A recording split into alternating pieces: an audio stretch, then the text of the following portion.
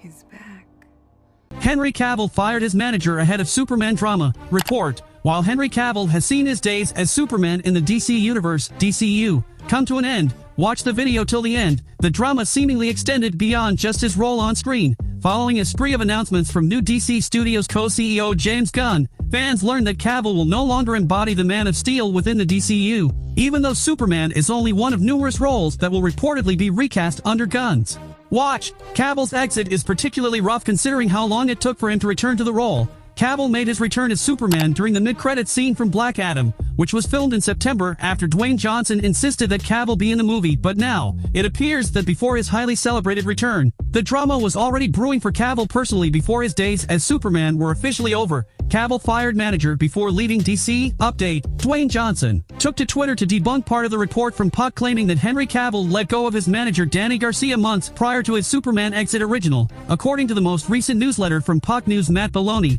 former Superman star Henry Cavill fired his manager long before leaving his DC role. Cavill had the same manager and agency, Danny Garcia, William Morris Entertainment, WME, as Black Adam star Dwayne Johnson. Garcia is also Johnson's ex-wife, and they've been producing partners for several years. Johnson was reportedly so adamant about putting Cavill's Superman in Black Adam that he went around former president of DC Films Walter Hamada's back to make it happen. The Rock went to new heads Mike DeLuca and Pam Abdi to make sure he and his fellow WME client were in Black Adam's mid-credits scene together after Hamada said no. But the problem was that, according to Belloni, Cavill had actually fired Garcia as his manager a few months before the DC drama went down, with Garcia advocating for the last-minute cameo, filmed less than 2 months before the film premiered, so that the movie had the necessary splash to be successful. In the end, that effort was all for naught, as reports noted that Black Adam could suffer losses as high as $100 million from its box office totals. Johnson and Cavill done with DC for good? Although the inner workings of Hollywood and agencies are a unique territory unto themselves,